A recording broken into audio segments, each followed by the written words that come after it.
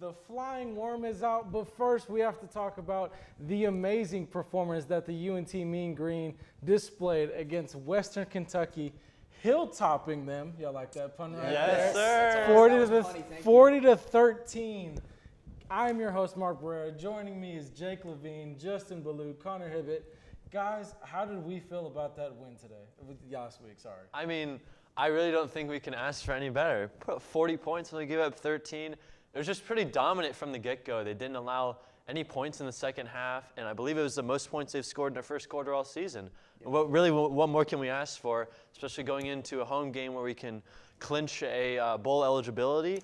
I mean, it just creates so much hype around this game today, and I think that is just a perfect scenario what the Mean Green needed. Yeah, from the get-go, they just completely stomped that really good Western Kentucky team. And now with the win, not only is UNT in line to make a bowl game with a win today, but they're also in line to control their own destiny, guys, to make the Conference USA Championship game. So that was a big win, especially to get that tiebreaker on the road over Western Kentucky. Huge win there. Mm-hmm. Yeah, it's just crazy. Like the last couple of weeks, we played two of the better teams in Conference USA, and we're thinking, okay, if we can just somehow get to bowl eligibility, and now we're talking about Conference USA Championship, swing a turn of events there, but that's really awesome, obviously, and Mark put a pun on it, so it's even that much better now. Oh my gosh, and what a dominant performance, and how about the defense, right? You know, that was, we held Western Kentucky to 13 points. That was the least amount of points Western Kentucky has scored in 2 years since October of 2020, and that was back when they weren't as good offensively. So really impressive performance, and we did it on the road, no less. And how about talk about the quarterbacks? I mean, Austin Aune had his highest QBR of the season. Austin Reed had his lowest QBR of the season. So, like, just all around, they just really just dominated. We saw offensively and then defensively containing Austin Reed. He threw 49 pass attempts and still ended up with his lowest QBR of the season. Yeah. That is just so impressive from the defense. And really, I think it actually started with the tackling. The defensive tackling. We mentioned it earlier in the year, how it was kind of shaky. They have gotten so much better. Yep. Yeah, Austin Reed actually threw double the amount of passes that Austin Aune did too, and had less yards. Yeah. So that just shows you how good the defense played. And shout out Austin Aune too. Kind of the game of his life there. That beautiful pass down the sideline to Ward for the long touchdown.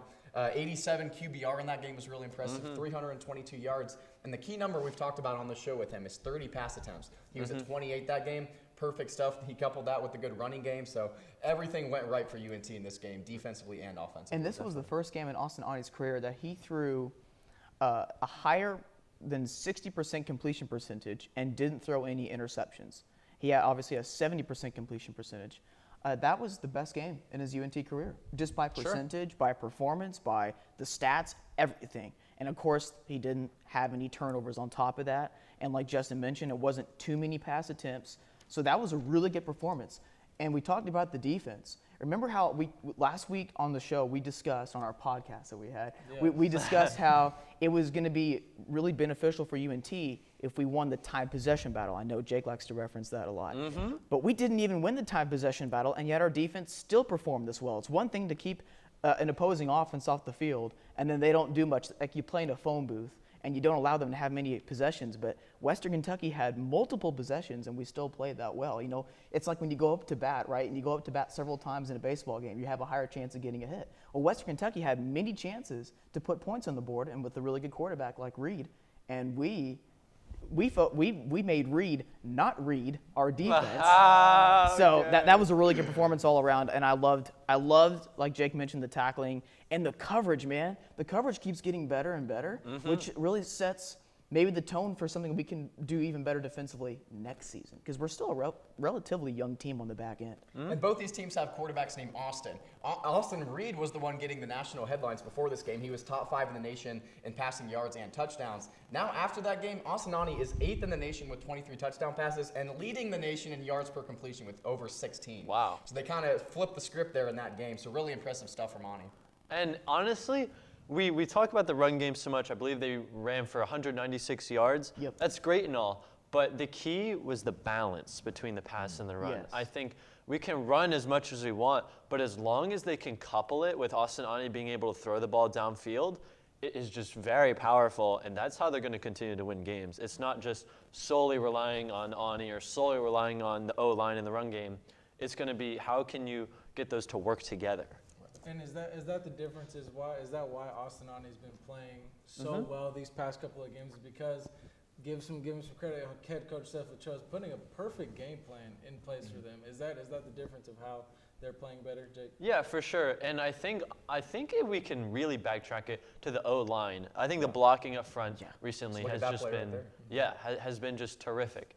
And so Ani's just felt much more comfortable. The running backs don't have to exert themselves as much. It's just a much more balanced attack than what we saw earlier in the year. And he usually has a clean pocket to throw from, Absolutely. which makes it that much better for him. Obviously, makes it that much easier. The run game, the balance with the passing game, and then we're also scheming up some really good passing plays. It's not like just your average offense where it's a 4-yard out route and then a 5-yard stick route and then a go route, then a comeback route, and then a comeback route. No, we mix it up really well. We have guys coming out of the backfield. We have a little tight end come out on a little hitch route. So it's really good scheming. You know, with our offensive line, it makes it that much easier for Austin, obviously. How about this, guys? He has more yards. He's thrown for more yards than Hendon Hooker, who's currently obviously in the Heisman. Really? Yeah, he's thrown Austin for Aune for one Heisman? more yard. You know, it's a game of inches. So we have several more inches of passing yards with our quarterback than Hendon Hooker does for Tennessee. It's crazy, man. Well, the balance of running backs certainly helps the team. We saw all three guys, Adeye, Ragsdale, and Attaway, all get involved last week. And you saw in the highlights there, the offensive line was just pushing that defensive line for Western Kentucky just back into the secondary. And that's what opened up the passing game. And that's why Austin Aune was able to hit some dimes, some long bomb dimes to Damon Ward and some of the other receivers. Yeah. Justin, you teased it earlier. You know, beating this is probably what a lot of people said the second best team in Conference USA, and beating them. How good of a chance does UNT have to get to that championship game and probably have a rematch with, you know, the folks down in San Antonio? Yeah, UTSA. Well, I think at this point you're setting yourself up to have to win 2 out of the final 3 games. We know UAB next week is going to be tough on the road, but you have to take care of business against FIU and then Rice in that last game. You're going to have another bye week before you play Rice, so you have a little time to catch your breath after the UAB game, but you got to win today. Like, it's going to be really easy to overlook this FIU team given what UNT has done the last 2 weeks. So that's going to be the key today, is just don't take this team for granted. They're coming in having won 2 straight games against Charlotte and La Tech too, so they're coming in hot. So just don't overlook this team. Just win 2 out of your final 3 games. You'll win 7 games, have a winning record, go to a bowl game, and go to the Conference USA Championship. Connor, what are our chances for For USA beating- championship? Yeah. Oh, I would say they're about 70-something%, because if you're going by FPI, we have about a 70% chance, give or take a few percentage points, against Rice at home. We have about a 95% chance to win today. Hopefully that means well for us today. Hopefully that bodes well. And then at UAB, that'll be difficult. It's a road game, and obviously UAB's really been difficult for us in the recent years in the matchups against them. So just take care of business, like Justin said, with your home games against beatable teams with FIU and Rice. And we're going to be in the Conference USA Championship, even if we lose to UAB, because the Blazers have 3 conference losses and we have 1 right now. So even with a loss, that'd be 2 for us, still 3 for them. And especially given how well this defense has played the last 2 weeks against arguably the 2 most prolific and explosive offenses in the conference, I think UNT would have a good chance going into that UTSA game, getting a rematch there. It would be in San Antonio and the crowd would be rocking, but I'm all here for that if they can make it. And if that point spread's 10, take us to cover. Absolutely, yeah, absolutely. I think the way that UNC makes it is they just have to stay in the moment. I mean, just keep doing what's been working. Just, you know, you can take care of business at Apogee Stadium. Sure, UAB is going to be tough. They can still win that UAB game. I mean, that's going to be a dogfight for sure. They can finish 3-0. And I think it's really just going to boil down to don't switch anything up from what you've been doing the past probably 4 weeks or so. It has been just working so well for them. And, you know, going to the run game, when we played UTSA, obviously that was just a complete non-factor. And, you know, our O-line was getting blown up at the line of scrimmage. What did they do differently today? Was it just a mindset thing, or was it the game plan? Connor, I want to go to you. What did they do different against Western Kentucky? Mindset. They Mindset. came in, they knew what they had with an opportunity to play for the Conference USA Championship. We talked about on the show, like, hey, don't overlook this game. This is still important. We can still make it to the Conference Championship because there's no divisions this year in conference. They take the top 2 teams, so you still got everything on the table.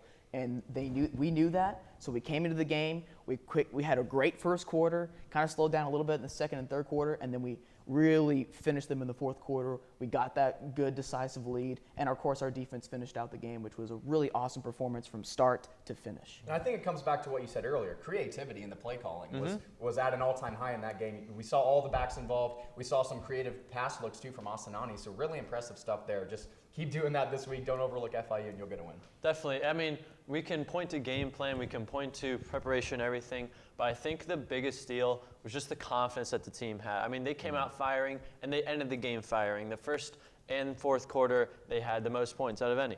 So I think really for this team, they are just feeling so high right now. Everything is working together right now. And as long as they can just continue it to some extent, they will be okay the rest of the year. And guys, you know, out of the great performance that UNT did, who would y'all say is the MVP of that game for Western Kentucky? Jake, I want to go with you. That's a very tough choice. Yeah, I mean, Austin Reed did not play that bad. 29 for 49, 320 yards for Western Kentucky. I mean, it's not really anything to complain about. For UNT, though, it's Austin Ani. And I think that is a really good thing to comfortably say that, yes, our quarterback was the player of the game. It feels so good to finally say. I think collectively the offensive line was the key player there. Obviously opening up lanes for the running backs as well as giving Austin Ani those clean pockets like Connor mentioned. That was huge, and that's what can change an offense completely is when you have a good offensive line. So them for sure. Mm-hmm. The better Austin, who would have guessed this? The better Austin was the Austin for UNT in that game at quarterback. So I'll go with Austin Ani. He had his best performance in his UNT career. And just to recap, Austin Ani had he was 20 for 28, 322 yards, 3 touchdowns, and 0 interceptions. That's guys. what I like. Yeah, and obviously, and we're going to preview a little bit more of the Conference USA when we come back. So please stay with us. Today I'm going to talk to you about physics. Come on in, girls. Let's go. This is the first rocket to get humans to Mars. Really tall. I'm a rocket structural engineer, designing and building parts of the rocket. You are the generation that will be stepping foot on Mars. Do I have a group of astronauts on my hands? Yes. You can become a rocket scientist or whatever else you want to be. How I define making, in the broadest possible terms, it is making something extant in the world that didn't exist. Everybody who's ever made anything is bringing something into fruition for a reason, and that act in and of itself makes us stewards of our culture. It's something that we're talking about. It's a response. Actually, it's telling a story. That's really what it is. And I include everything that could be made: painting, sculpture, welding, all of that. Yellow is positive. When a kid gets their hands on the world and learns that they can make their fantasy play, that they can make their reality, that's power. And as far as I'm concerned, everyone should feel that kind of power. There we go. If there's something that interests you to bring into the world, that's fantastic. Go figure out how to do it. Go tell your own story. There it is. And so I want to know why you make. Let's go. Share your own Why I Make story today. Visit whyimake.org. Beautiful hills and highways of green. Wouldn't it be better if they were clean? Only takes one person to make things right. So join hand in hand and protect our countrysides. One person starts and another follows through. Well, don't mess with Texas. It starts with you. I'm Whitney K. Lane. Remember, y'all, don't mess with Texas.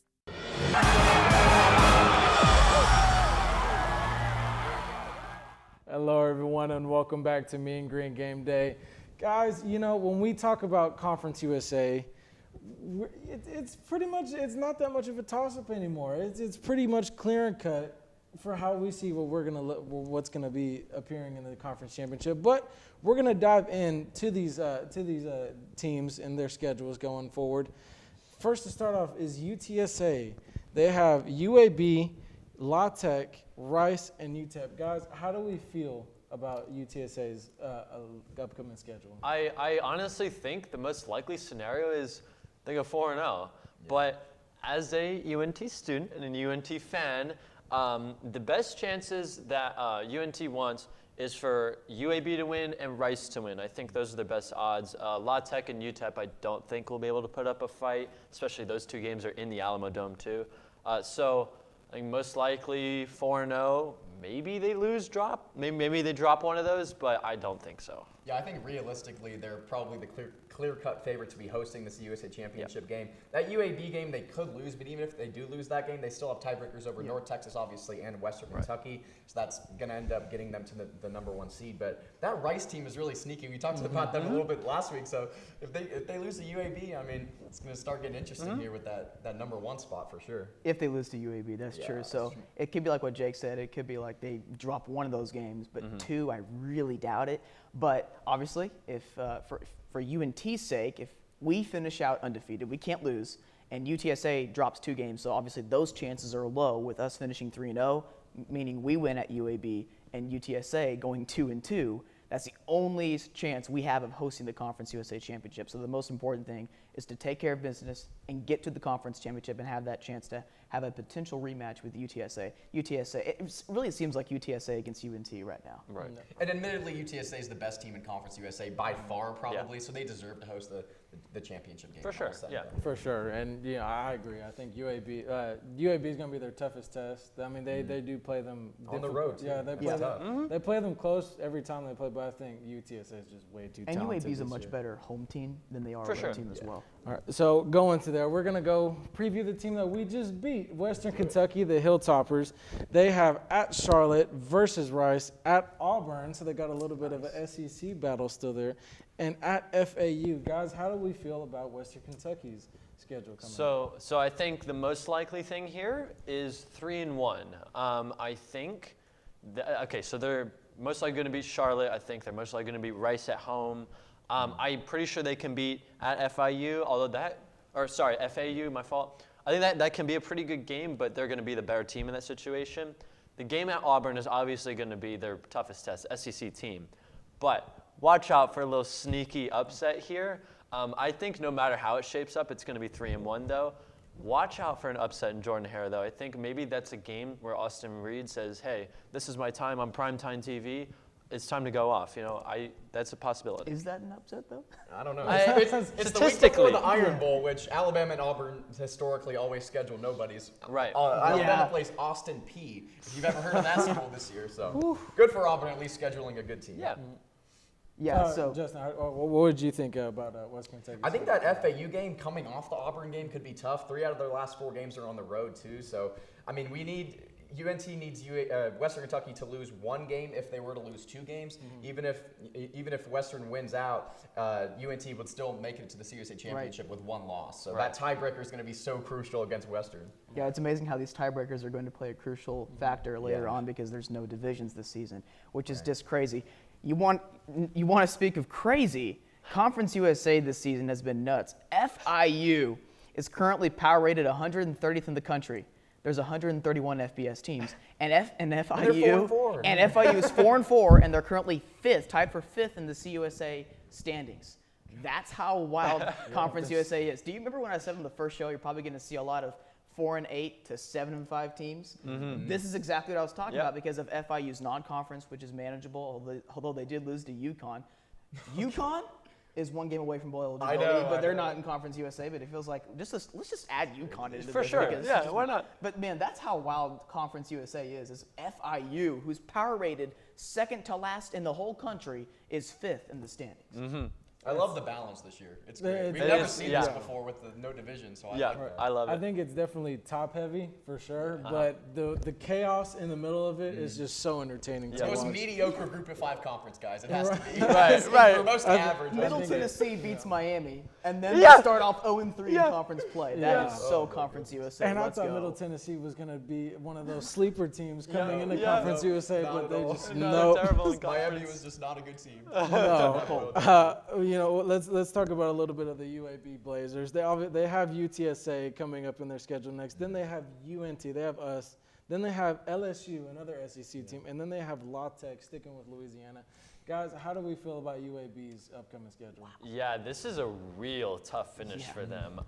Now, note that they play UTSA and North Texas at home, so I would give them a little air there. But I think most likely they go 1-3 with a loss to LSU. LSU, I mean, they're pretty solid. They're going to play Alabama today. We'll talk a little bit about LSU. Right. We'll talk about them later. But I think their most likely scenario is they finish 1-3. They beat La Tech. I mean, out of UTSA and North Texas, they have better odds to beat North Texas. But I think we can still win that game. Yeah, UAB needs a lot of help to get back in this thing. They have to beat UTSA today, and then they have to beat UNT next week, and then they also have to hope that Western Kentucky drops a game somewhere along the line. So lots that the Blazers need to go their way. I don't see that happening. Tough finish. At LSU is going to be tough. La Tech, I mean, on the road could be a sneaky game, last game of the season, but yeah, UTSA and UNT are must-win games for UAB these next 2 weeks. Yeah, just imagine like you're having a discussion with like a UAB football player, and you're like, oh yeah, by the way, your finishing stretch, it's going to be UTSA and UNT. You're going to play them both at home, but it's back to back, and then you're going to play at LSU, and then your last game of the season, it's not going to be a home game. It's going to be another road game. Of course, it's Louisiana Tech, and they can't stop the run to save their life. They should just stay in Louisiana for the week. Yeah. They probably go to the beach, do whatever. They probably will, actually. But yeah, UAB, man, that's a really difficult stretch. That might be one of the more difficult November slates in the whole entire group of 5. And, I don't think it helped that they dropped a couple of games to, Rice and Western Kentucky and UTSA. It's not the strongest year for the UAB players. Just finishing off, guys, UNT. You got FIU today, homecoming game, obviously. UAB and Rice. I mean, it's very I could be 3-0 maybe. I mean, Jake, I want to go. Yeah. Honestly, I really like how UNT set up this schedule because FIU, it's just a great setup game for us going into UAB, a little tougher, and then you finish at home against Rice in a game that we thought could have been important, most likely won't be now though. And I really could see us going 3-0. However, I'm going to err on the side of 2-1 and say we might drop one to UAB. The thing I want to bring up here is that UNT played week 0, which means they get the added bye week, which is going to be huge. The week before Rice, and then hopefully the week after that is the Conference USA Championship. So they'll have a little bit more rest and hopefully get to refuel more than their opponents will. Good news, we have room for error. So even if we drop a game, we can still play in the Conference USA Championship. Definitely. When we come back, we're going to talk about the new college football playoff rankings that came out. So please stay with us. Azalea is my world. When I heard that she had a tumor, everything just became dark. When I came to St. Jude, I started to get back some light in my life. On top of first-class, best care, you will never receive a bill, so that you can zoom in and just focus on this child. The only thing we had to worry about was just keeping Azalea comfortable. St. Jude saved her life, and it saved us as a family.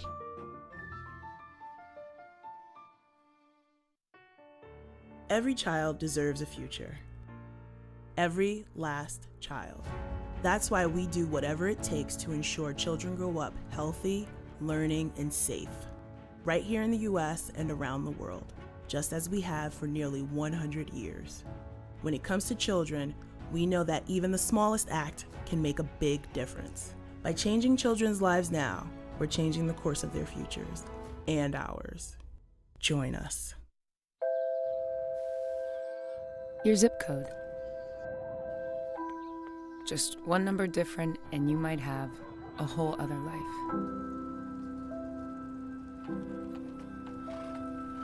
Different school, different job, different dreams, different problems.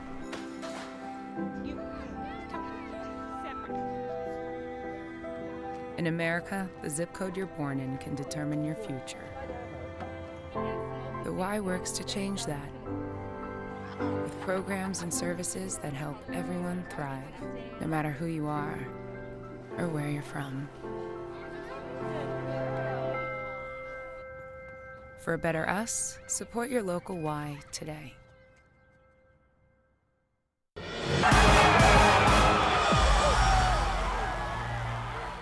Hello, everyone, and welcome back to Mean Green Game Day. I am your host, Marc Barrera. Next to me is Jake Levine, Justin Ballou, and Connor Hibbet.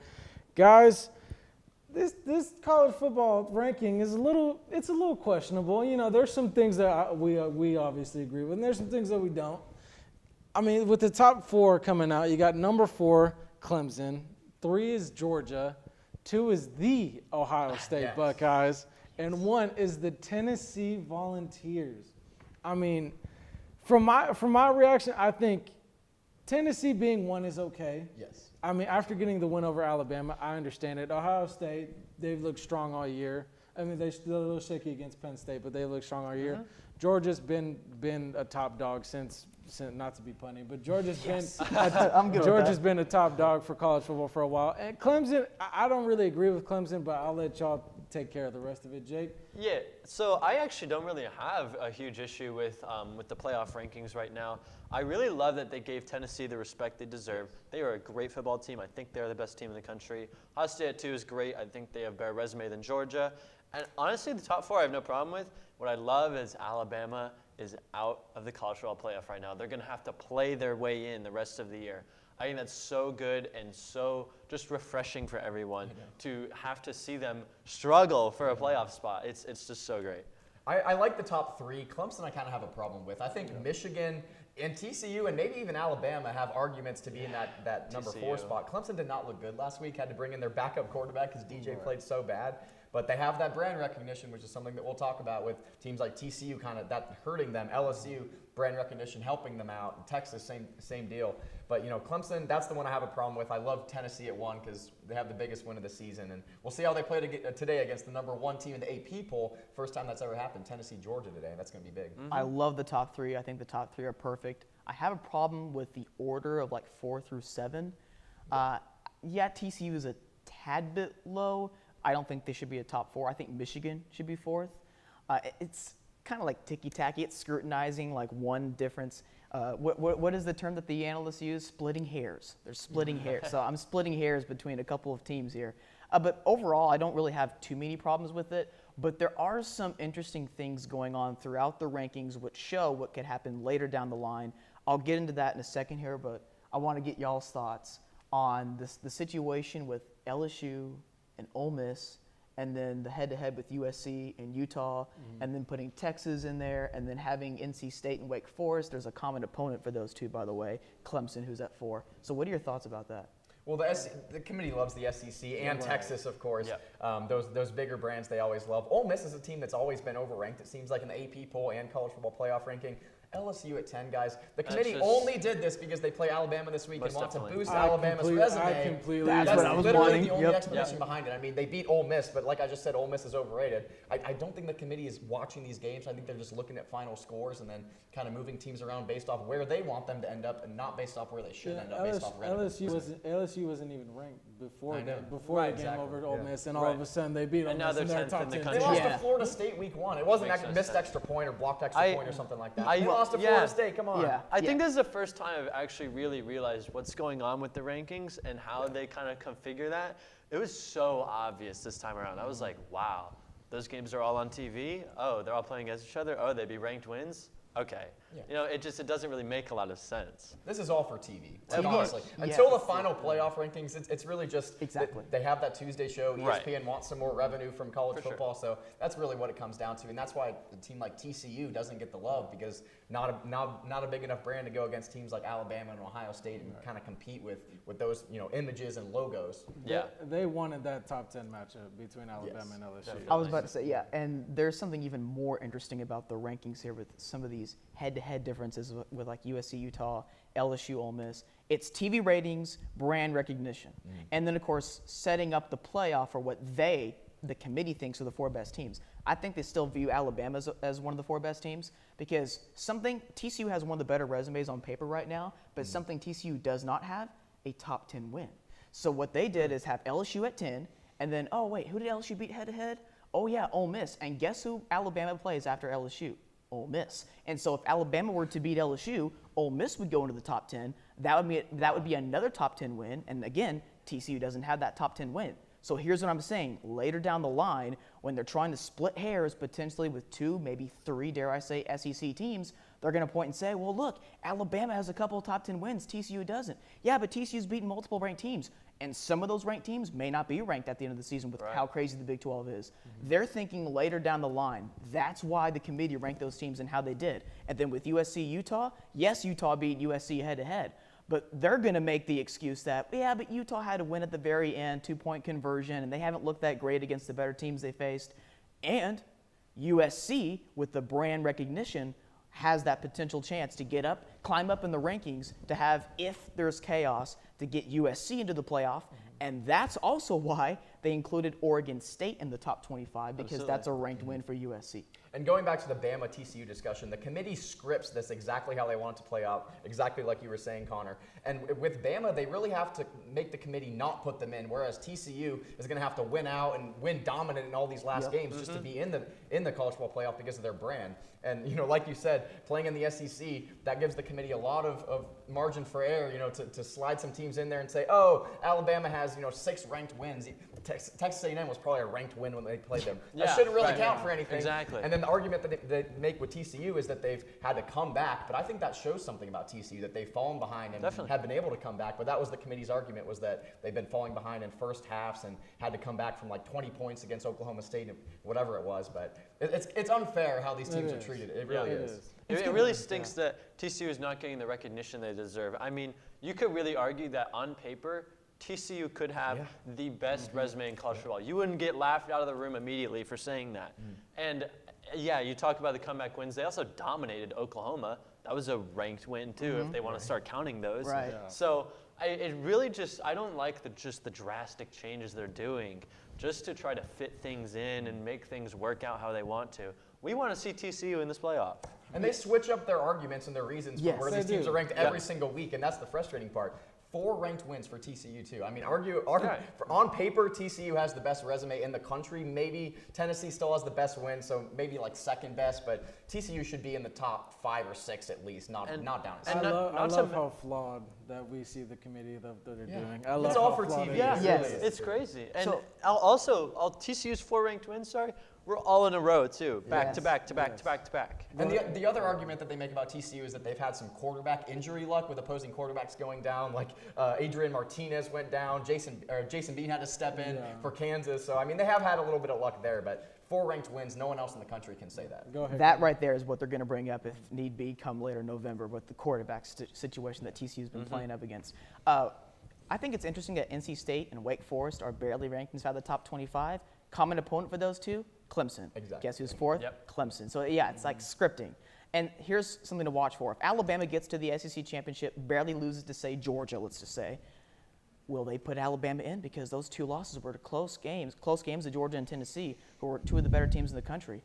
Are they trying to script that too, with giving these top 10 wins for Alabama here these next couple of weeks? That's something to watch for, because at the end of the day, they're going to make the argument, we're trying to pick the 4 best teams. And Alabama would be in that discussion if their only 2 losses are to close games to Georgia and Tennessee. And that's actually interesting that Wake and NC State are 20 and 21. Wake Forest does not deserve to be ranked. They just got the doors blown off them by Louisville last week. NC State doesn't either. Yeah, that's true. But Devin Leary's out for the season, so they have a little bit of an argument there. But Wake's best win is against Florida State, guys. So they have no business being. It's also Texas being 5-3 and being ranked. The only 3-loss team to be ranked, I think, ever in the initial ranking. Texas won. The committee loves Texas. They're always overrated. But almost losing to Iowa State is one thing, but just having a 5-3 team in the top 25 is just.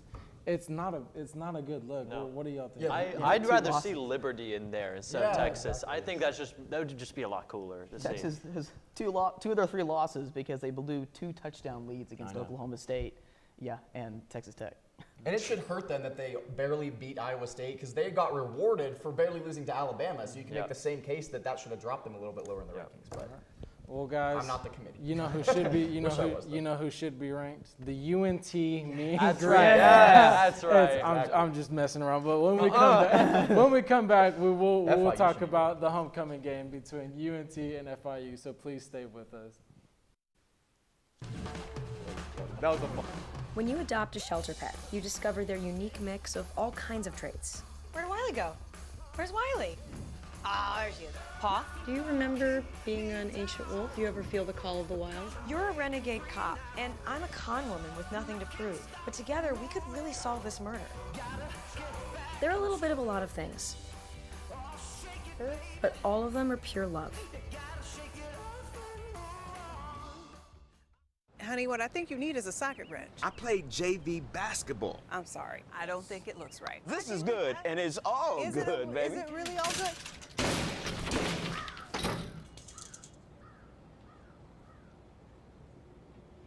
If you love me enough to routinely test your handyman skills, not to mention the strength of your marriage, then of course you'll visit nhtsa.gov/the-right-seat to make sure I'm in the right car seat.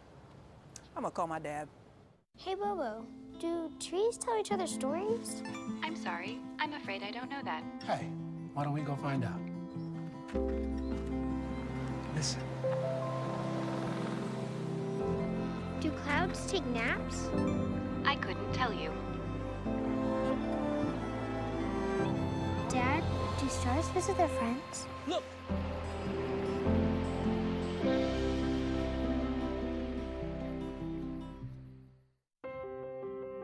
When I first saw a turtle, my heart was full. Now I'm anything but lonely. We have this deep connection, this heart connection. He just wants to be close to you and part of your life. Every day with turtle is a perfect day. When I'm holding her, it makes me feel calmer. I think everything he does shows how much he loves us.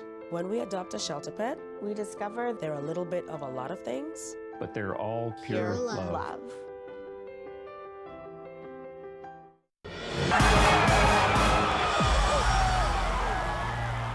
Hello, everyone, and welcome back to Mean Green Game Day. It is homecoming week.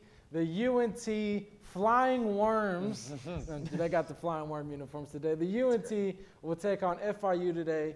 Guys, it's home. Oh, Justin, actually, you wanted to set the stage? Yes, I want to set the stage here. Very few teams in the country can compete with what UNT has done in their last 10 conference games, guys. 9 out of their last 10 conference games have been wins, including a win over the ranked UTSA team last year, and then that huge win over Western Kentucky last week. The only loss was that narrow defeat to UTSA a couple weeks ago. And in homecoming games, UNT actually is 49-24-1 all time. So double the amount of wins than losses. So let's keep that train rolling today.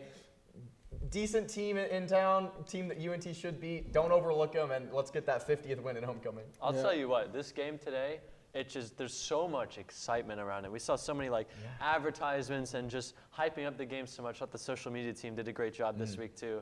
You got the Flying Worm uniforms, you got the free t-shirts for the students. The weather's gonna be great. Let's pack Apogee, right? Yeah. Right. That was a great opening by Justin. Hopefully UNT can have a great opening today and not have that sleepy first half performance where we're coming off 2 emotional games against UTSA and Western Kentucky. FIU is a team you should beat, but this is a team that's on a roll. They have some confidence. So what you don't do is give them confidence to start off with, keeping them in the game.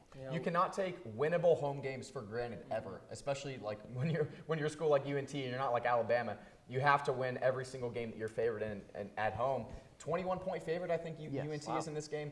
94% of people on ESPN predicted UNT to win too. Wow. So everyone is expecting a dominant performance today, and a lot more is at stake for UNT in this game after that win last week. So we'll see how it plays out. Pack Apogee. That is my one thing. We need to pack Apogee tonight because, lately, we're on the big board for top 5 worst schools in the student section. We got you clinched a bowl win today. We got to prove them wrong. Let's do it. Prove ESPN wrong, guys. Exactly. Jake, you mentioned how important this game is. What would a mean win today? Connor, I want to go with you. What would a mean win today? Well, I think it would mean really good things for us moving forward, not just for this season, but also building for the future. Because we talked about the last couple of years on the show, we weren't exactly sure what our future was in terms of coaching staff, and therefore a transfer portal. You have to keep in mind of that too. But what a turnaround for UNT football this year. Because last season, we had a really good end of the season. Our schedule kind of eased up. We beat UTSA, lost the bowl game, so it's like, okay, how good of a team really are we? And we started the season, it was tough in the non-conference, but we've turned it around, and like Justin said, we've won 9 of our last 10 Conference USA football games. So, positive turnaround for the football team. So for now, it obviously looks good just for the near future for potential Conference USA championship game, but also for the future. Like if you play for the Conference USA championship this season, win or lose, that's a really good thing coming into the American Athletic because it's going to be a much more difficult conference. So things are looking exactly what up. I was going to say. Stole my thunder there. Right. I really think actually a huge thing about this game, this is a kind of game that you want to bring recruits to. It's going to be a great atmosphere. Hopefully it'll be a blowout win. I think this game actually means a lot for the future of UNT football. Not only clinching bowl eligibility today, which is huge for this team, but really just setting a tone for the future. It creates such a good mindset and atmosphere around this team. And FIU's 4-4, 2-2 in conference play. Statistically, they're one of the worst teams in the entire FBS. Yeah. So, you could see how UNT gets a little bit too high on these last 2 weeks and then comes out kind of flat in the first half. So I think coming out and setting the tone, going up by like 2 touchdowns in the first quarter would be huge. And that way you can just kind of lean on the run game and just get in and get out. Like it doesn't need to be a blowout. Just win this game and stay in line. Make a bowl game, obviously with the win, and then stay in line to win. That was a great point. That was a great point you made, Jake. You know, this is a game to where you build a culture. Yes. A lackluster culture that we've had so far. You build a culture today with the winning program. Guys, you know, y'all talking about how bad FIU is statistically, but they're getting wins. That's the thing. They're getting wins. So obviously they're doing something right. Is this a trap game? Justin, I'm going to go with you. Is this a trap game? Absolutely on the schedule. At UTSA, at Western Kentucky. FIU, you drop down a little bit, but then you go right back up to UAB next week on the road. That is a really tough 4-game stretch. So if, you know, they played really well the last 2 weeks and we don't know what's going to happen next week, but I could see them kind of coming out flat today. I hope it's not the case, but I could see just based off how we've seen this team play in non-conference play, they get too high when they start playing well, and then they have flat games. So that's the key today is don't overlook this team and just take care of business. Yeah, so statistically speaking, yes, FIU is one of the worst teams in the country. Like I mentioned, they're 130th in power ratings. They've beaten 2 Conference USA teams who were also power rated in the triple digits in Louisiana Tech and Charlotte. So those are 2 wins, playing back to back. This is just Conference USA football, man. Enjoy it because you got FIU competing for bowl eligibility and UNT, I love it, competing for a Conference USA championship. This is awesome. Conference USA football at its peak, man. This is awesome. This is much better than last season when we had a UTSA versus Western Kentucky. The whole entire season, everybody knew it was going to be those 2 teams matching up. But this year, it's like, wait a second, is FIU going to be bowl eligible? Is UNT going to make it to the Conference USA championship? This is awesome. FIU should be ranked. Yeah, rank FIU. For sure. I want to have that debate another time, guys.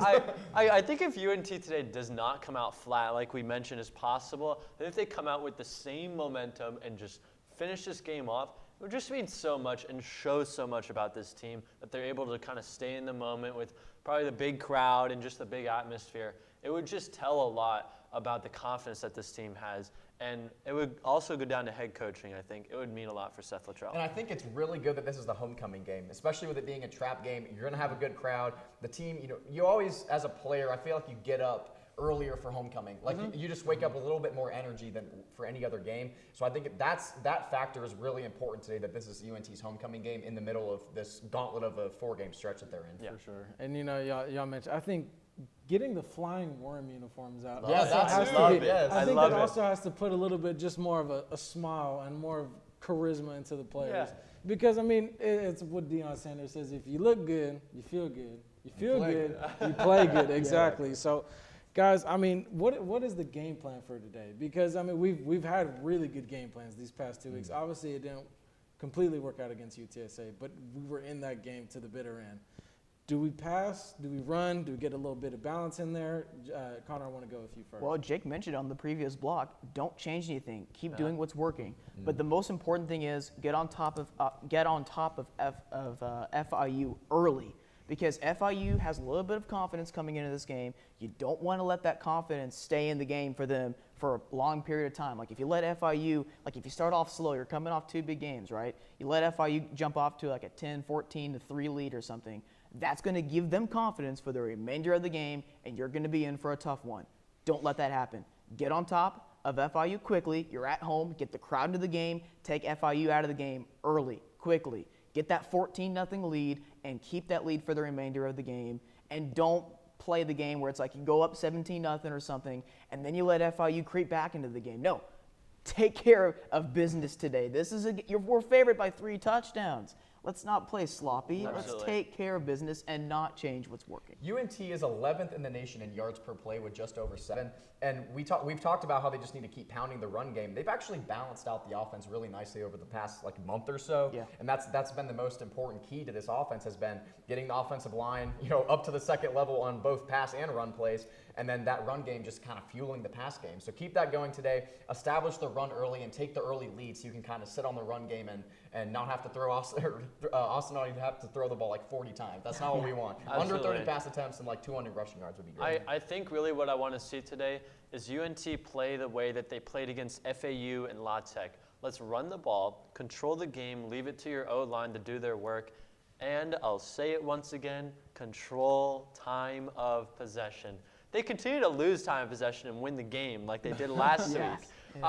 But So just, we're way off base I feel like controlling time of possession by 5 minutes today would seal the game. I don't think there's any way they lose the game if they do that today. Well, the reason they don't win time possession is just because of the explosive plays. That's true. So, I'll take that too. Yeah, so I think that's the reason they don't win the time possession battle. Guys, do y'all have any key players? Because my worry is FIU's 2 best players are both their linebackers. Their defense on the defensive side, they're linebackers, so obviously that's gonna put a hitter into the run game. It's Burdenell and Donovan Manuel, 71 tackles, 67 tackles. These guys can play, and I think that's the reason that they're into games. Jake, do you have any key players? Yeah, I think it's actually interesting you mentioned them, kind of like the duo that we have with Kay Davis and Larry Nixon. But so I think my player of the game today, players, I keep mentioning them, is going to be the offensive line. I think they're going to dictate this game. If they can control those 2 guys and just be able to run the ball 5 yards a carry and let Austin Ani kind of get comfortable with throwing the ball, that's going to seal the game. I think it's all going to come down to the offensive line today. Well, you mentioned KD Davis and Larry Nixon. I'm going to talk about another linebacker for UNT. Mason Richards, guys, has been playing really well. He had 9 tackles last week, 6 of those solo. And he's 16th in the nation with 6.5 sacks on the season. He's been in the backfield on a lot of plays. I was watching him last week, and he was just bulldozing the offensive lineman right into the quarterback. That's what you love to see. And pair him with guys like KD Davis, who's a veteran in this defense, has been here for a few years, and Larry Nixon's been really solid too. UNT's got a pretty solid linebacking core this year. Yeah. FIU's best player on offense is without a doubt Tyrese Chambers. This guy is one of the most elusive players in the country, actually. You don't know about him because he plays for FIU. You might know about him after today's game. He's an incredible playmaker. He can take over a game by himself. So what are we going to have to do? We're going to have to double team him and keep his safety over on top, because if you don't have a safety, he's going to burn you deep. And the thing about FIU is they struggle at the line of scrimmage, kind of like Louisiana Tech, but they rely on the big play. So if you reduce Tyrese's ability to make that big play, whether it's on special teams or on the receiving end of things, it takes FIU's ability out to stay in the game, because they're not going to be able to get those 10, 12, 15 play drives. So take Tyrese out of the game and his big playmaking ability, and we're going to control the FIU offense. And you saw on that graphic there, 11 yards a catch is really good. So one guy I wanted to point out for UNT, Rich Tejada in the secondary, guys. Yes. A couple more PBUs last week. Still continues to lead the nation in passes broken up. He's been really great in the secondary this season. So look for him to be guarding Chambers a lot this game, and maybe some zone coverages as well. Tyrese has great speed, so I'm interested to see how they're going to come out. Be a good matchup for sure. Yeah, I'm very happy for Mason Richards. He's definitely coming to his own. This season, he has awesome. been balling. Guys, when we come back, we are going to preview a little bit of the best college games happening today, so please stay with us. Honorary Forest Ranger Betty White here, lending a hand to my dear friend Smokey Bear, because for 75 years, he's only said, only you can prevent wildfires. But there's a lot more to say. Like, if you park your car on tall, dry grass, the hot exhaust pipe can start a wildfire. So keep the animals safe, especially the cute shirtless one. Go to SmokeyBear.com to learn more about wildfire prevention.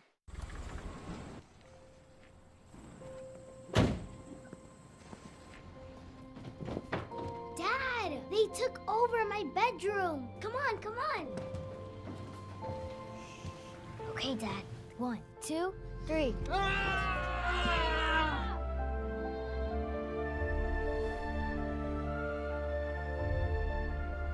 Dad!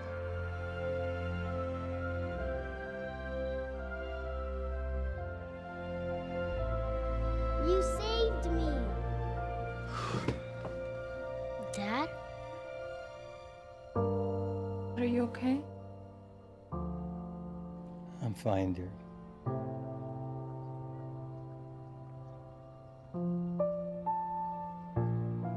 Your hero needs you now, and AARP is here to help. Find the care guides you need at aarp.org/caregiving. There are 16 million children struggling with hunger in America. That's 1 in 5 daughters, sons, neighbors, and classmates who don't know where their next meal is coming from. Yet billions of pounds of good food go to waste every year. It's time we do something about it. Feeding America is a nationwide network of food banks that helps provide meals to millions of kids and families in need. Visit feedingamerica.org to help them feed even more. Together, we can solve hunger. Together, we're feeding America.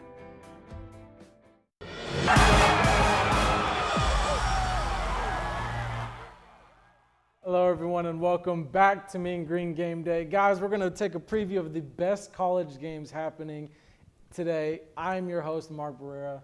Next to me is Jake Levine, Justin Ballou, and Connor Hibbet. Guys, the first game is, I think, the biggest game of college football today. Tennessee versus Georgia, number 1 versus number 3, or number 1 versus number 1, however you want to look at it. I have Georgia. I think it's in Georgia. If it was in Tennessee, I might have swayed to Tennessee's side, but because it's there, I think you got to give me the Bulldogs. Jake? Okay, so we mentioned it was the biggest game today. How about it's the biggest game of the year? Yeah. I mean, it really doesn't get better than this. I'm going to take the Tennessee Volunteers. I think they're the number 1 team in the country for a reason. I think they're the coolest team of football right now. You can make an argument. Hendon Hooker, right up there for Heisman this year. So I think Tennessee, now the spread for today is Tennessee +9. I would at least take +9, but give me Tennessee to win the game today. Yeah, Georgia seems like they've been a little bit under the radar this season. They win the national championship last year, and it seems like everyone this year was talking about Bama, Tennessee, Ohio State, obviously. I'm going to take Georgia today, too. I think Tennessee hasn't seen a defense quite this good. Bama has a good defense, but Georgia's defense is elite, even with the injuries that they have right now. This being in Athens, I mean, that crowd is going to be rocking, and Tennessee could still make the playoff with a loss. So I think this is a bigger game probably for Georgia, especially at home. So give me the Bulldogs. So last year, Georgia's defense created a lot of havoc, and they lost a lot of guys to the NFL. Believe it or not, Georgia is 120th in sacks forced this season. That's nuts. They've taken a big step backwards. I think today Georgia wins because they're at home. Remember a decade ago, this game was high scoring. It could be high scoring again between these two, like 34-31 kind of score. I agree with Jake. Take Tennessee +9. Wouldn't be shocked if Tennessee wins, but the playoff committee is going to be they will watch this game. I really hope they do. This might be the one they're probably going to be pulling for Tennessee to at least cover and make this interesting, because then they might have the argument come later in November. We're going to try to put 3 SEC teams in the playoffs. So interesting what this game might mean moving forward. But I'll take Georgia at home. Stetson Bennett's going to have to play turnover-free football today. Oh, yeah. Because if you give Tennessee any more chances, that offense, it's not going to work out well. Yeah. So, I mean, it's going to be a great game. Definitely. Game of the year. Definitely. It's going to be an amazing game. Next game is a Big 12 matchup. We got overrated Texas Longhorns versus the Kansas State. The Kansas State.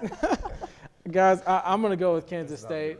I'm going to go with Kansas State. The way they just dominated over Oklahoma State was very much so impressive. So I have to go with Kansas State. Jake? Yeah, I know we've been dogging on Texas all episode now, but I'm going to go with Texas. So I looked at Kansas State's schedule. I'm like, man, they lost to Tulane. I'm going to just take the Longhorns. I don't know. I think they can go in there and come out with a win. And Texas, I think in big games this year, they've looked pretty solid. So I think they're maybe a more well-rounded team, but this might be more of an underdog pick. Yeah, I think Kansas State's far and away the second best team in the Big 12 behind TCU. And I talked about this last week, but Kansas State is always kind of that giant killer in the Big 12. And even though Texas isn't what we expect Texas to be with Quinn Ewers, they're still in the rankings. And this being a home game in Manhattan for Kansas, I think is going to play a big factor there. And Kansas State is another one of those teams that always has Texas's number. So I'm gonna go with the Wildcats today. I think the Longhorns shouldn't be ranked, and with 4 losses, they better not be ranked if they lose today. I'll just say that. But yeah, I'm gonna go with K-State. Let's sneak Texas in at 25. 25, yeah. They would do that. 4-loss Texas, they really would. You know what? Over the last few shows, there has only been one road team to win, and that was last week with Ohio State, and that was a tough game for Ohio State, and it took an Ohio State to beat that, so to speak, curse for the road teams. Give me the home team in Kansas State. Texas is actually a 2.5-point favorite now. Actually, that makes no sense. Exactly, I don't get it. They love their power ratings for Texas. That's why they love Texas, is the power ratings. Texas is the top 10 team in the power ratings. That makes no sense. I know. Yeah. Give me Kansas State in the upset.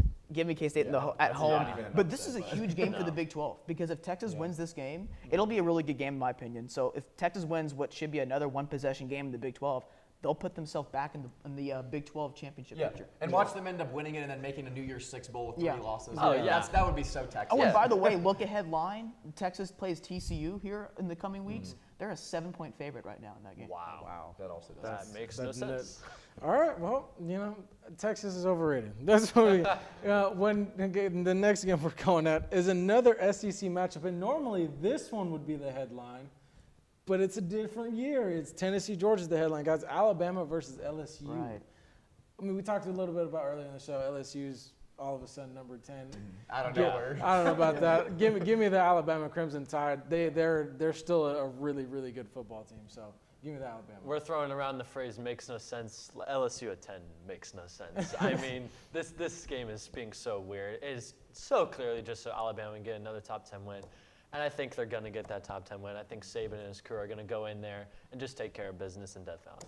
And you mentioned this earlier, Jake, but Alabama's on the outside looking in now. Yeah. So this is their opportunity to get back maybe into the top 4, depending on what Michigan and Clemson do. But LSU should not be ranked 10. No. And this game is in Baton Rouge, so that's going to play a bit of a factor. That crowd's always rocking there. But Bama, I think this is their prove-it game, so I'm going to take the Crimson Tide. Jaden Daniels is going to have a tough time with this Bama defense, and I think Bryce Young is going to have a big game tonight. The freshman offensive tackles. Bama, excuse me. Yeah, go ahead. You're good. The freshman offensive tackles for LSU is going to be something to watch in this game because they're going to be going up against one of the best pass rushers in the country with Alabama. The last time LSU beat Alabama in Death Valley was in 2010. The rankings for that day, LSU 10, Alabama 6. Wow. What? Yeah, Wow. give me Alabama to win on the road here. I don't think LSU is really that great of a team. We're going to find out tonight, aren't we? LSU at 10 makes, what is the phrase we said? Makes no sense. No sense. That's right. Give me Alabama, although they're a 2-touchdown favorite. Let's see if they cover because they haven't been playing that well on the road, so we'll see. Primetime Death Valley. I got to love that. Yeah. That's always a good environment. I hope it's a really good game. Yeah. Guys, then these two teams, would you say it makes no sense This either? makes no sense. Because it's 20 Wake Forest versus 20 NC State. I just picked whoever was home, so give me NC State. That's what I got for you. I think both these teams, they had a chance to be a very much so talked about team this year, but they both lost to Clemson. It doesn't really matter. Yeah. In the grand scheme of things, this game is kind of meaningless, I think. Nobody really changes after this game. I love how before the season, really early in the season, everyone's like, NC State, number 4 team in the country, going to the playoff. Well, they might be. Right. Someone over here might have said that earlier in there. As a joke. And they might be unranked after today. They should be unranked right now. Both of them should be. I'm going to just go with NC State just because they're at home. But really, I just don't care about this game. I feel like Wake has to have a bounce back after last week. Just got absolutely smoked against Louisville. You never see that happen. But I'm going to go with Wake today because they actually have their quarterback, Devin Leary, still out for the year. And Sam Hartman hasn't quite been himself this season. Not what we expected him to be, but I think they bounce back today on the road at NC State. But like you said, not really an important game in the grand No scheme. Devin Leary for NC State's going to make a difference. I have Wake winning on the road. I hate that I'm picking a road team, but I just don't see it with North Carolina State right now. NC State's defense is still really good. They might be able to keep them in the game for a while, but I think Wake will find a way to win. Well, guys, homecoming game, UNT versus FIU. Give me the mean green. Give me the flying worm. I think they should win handily today. Yeah, should. They should. That's the key word. They should win pretty comfortably today. I hope they do. Give me a mean green dub. Jake? Well, guys, give me the University of North Texas Mean Green to win this football game today. I think they're going to get it done at home today, and the atmosphere is going to be incredible. Hopefully, Apogee's going to be packed. They're just the better team. I think this could be a blowout as well. Well, I'm pretty sure you put that hat on backwards, but Did I really? Either way, I'm pretty sure that there we UNT, go. I think UNT That's more wins this like game. it. Definitely, UNT's the better team here. I think that plays a factor. It is a bit of a trap game, so I don't know if UNT's going to cover that giant spread here, but UNT's the better team, better quarterback, better all-around team. So yeah, give me UNT. Jake was just wearing his rally cap. That's why he had it backwards. Right. It's just another way to think about it. Okay, now we're going to win. Okay. You got it on. Give me the mean green. Give me the mean green. I think they're going to find a way to win. Maybe it's a sloppy kind of victory because you're coming off some big wins. I don't care what the spread is. Just find a way to win. Nobody screenshot this, though, because if we Right. lose, we're going to be all over. No, please. This is always dangerous. They're going to screenshot it. We do. guys. You guys are definitely going to screenshot that. I got straw hat Luffy for those who get it, One Piece reference. But guys, thank y'all so much for tuning in. Hopefully the Mean Green get a win today. Make sure to follow us on all of our socials at NTTV_sports. Thank y'all so much for tuning in. Let's get a Mean Green win today. Let's do it.